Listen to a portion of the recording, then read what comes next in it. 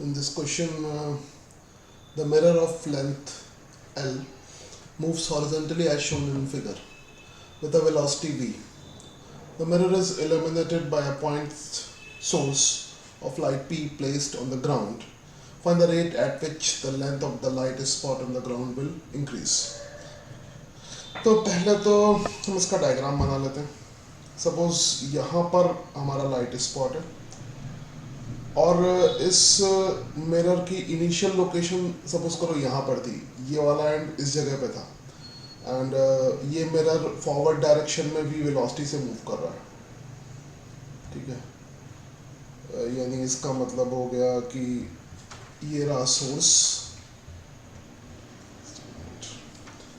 ये सोर्स है ऐसा सपोज कर लेते हैं. ये मिरर का जो ए पॉइंट है पहले यहाँ पर था, इसको ए कर लें. मिरर का ये दूसरा पॉइंट है, इसका बी है. ठीक है, मिरर की जो लेंथ है वो गिवन है इसमें. मिरर की लेंथ कितनी, एल. तो एल मिरर की लेंथ है. ठीक है, एल इसकी लेंथ हो गई. ठीक है, तो ए पॉइंट पहले यहाँ पर था और ये मिरर जो है that is moving with velocity v. तो ये किसी टी टाइम पे इसकी लोकेशन दे रखी है, यानी टी टाइम पे मिरर की लोकेशन है. ठीक है, तो टी टाइम पे हम इसका पहले डायग्राम प्लॉट कर लें, रे डायग्राम प्लॉट कर दें. जैसा कि तुम्हें पता है कि रे ऑप्टिक्स में सबसे ज़्यादा इंपॉर्टेंट रे डायग्राम ही होता है. लेट्स ड्रॉ द रे डायग्राम. तो हमें क्या निकालना है, लाइट स्पॉट की लेंथ किस रेट से इंक्रीज कर रही है. तो लाइट स्पॉट की लेंथ क्या होगी, पहला रिफ्लेक्शन तो यहाँ से होगा.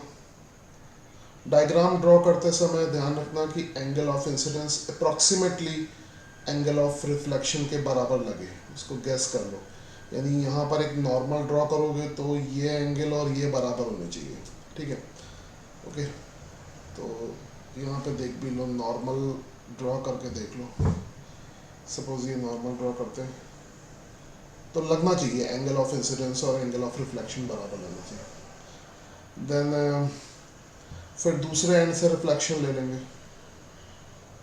ये यहाँ से लाइट वो लाइट तो सोर्स से ही चलेगी, फिर यहाँ से रिफ्लेक्शन लें. यहाँ भी वही चीज़ ऐसा गैस कर लो कि हल्का सा गैस करो कि angle of incidence angle of reflection के बराबर होना चाहिए. चाहे तो नॉर्मल इमेजिन कर लो या यहाँ पर ड्रॉ करके देख लो, इमेजिन ऐसे. ठीक है, तो इमेजिन नहीं होता तो ड्रॉ करके देख लो. ठीक है, अच्छा. अब हमें निकालना है कि rate of which the length of the light spot on the ground will increase. तो पहले देखें लाइट स्पॉट की लेंथ क्या हो जाएगी. ठीक है, लाइट स्पॉट की लेंथ. तो लाइट स्पॉट की लेंथ कितनी होगी, पेन ले लेता हूँ पहले. लाइट स्पॉट की लेंथ, ये तो रेड है, ये तो लाइट रेज है. एरो दिखा दिया.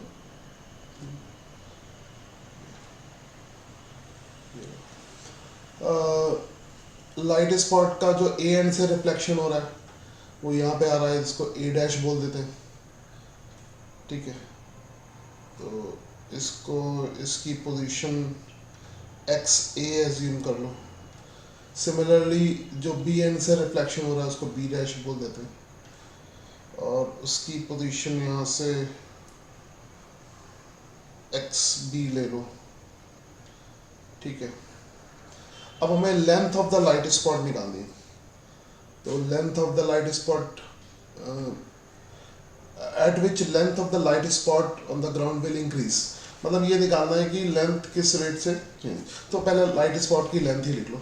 तो length of the light spot कितनी हो जाएगी, L is equal to X B minus X ए.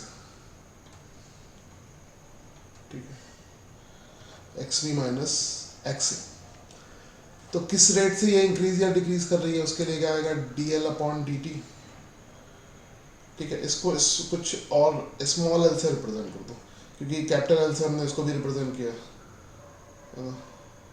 वैसे भी ये वेरिएबल क्वांटिटी होगी, अगर कुछ आएगा तो ये क्या हो जाएगा, D X B upon D T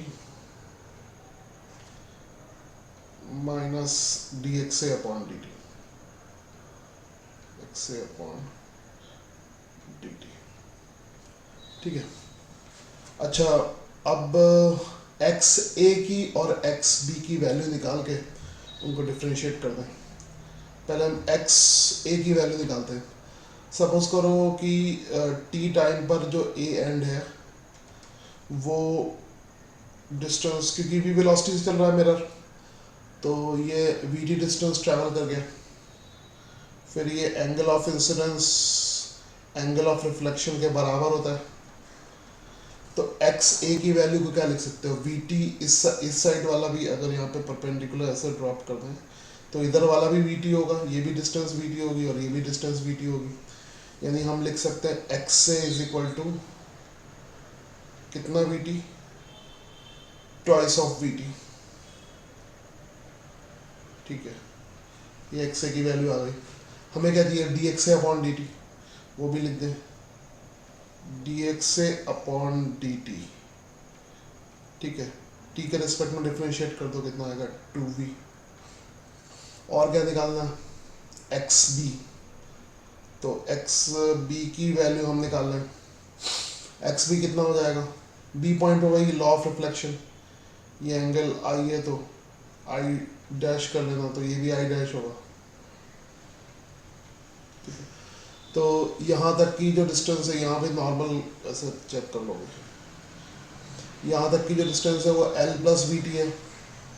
तो पहले जैसे किया था वैसे ही एक्स बी की वैल्यू किसके बराबर हो जाएगी, एल प्लस वी टी और एल प्लस वी टी, यानी आ जाएगा 2l plus 2vt, twice of L plus we T. ठीक है, अब इसको डिफ्रेंशिएट कर लो, तो इसका डिफ्रेंशिएशन क्या होगा, D X B upon D T, कितना हो जाएगा, 2l तो कांस्टेंट है, उसका डिफ्रेंशिएशन 0 हो जाएगा। और यहाँ पे वैसे ही कितना आएगा, 2v के बराबर आएगा। ठीक है, दोनों को जब सब्ट्रैक्ट करोगे, ठीक है, दोनों की वैल्यू सेम ही आ रही है, दोनों को अगर सब्ट्रैक्ट करोगे तो वो वैल्यू भी सेम आएगी। वो वैल्यू सेम क्या आएगी, वो वैल्यू 0 आएगी। ठीक है, इसका मतलब जो स्पॉट की लेंथ है, यानी ये जो स्पॉट है इसकी लेंथ चेंज नहीं होगी, मतलब अगर मिरर मूव करेगा उससे कोई फर्क नहीं पड़ता, ये स्पॉट की लेंथ उतनी ही रहेगी, है ना। It's a good question.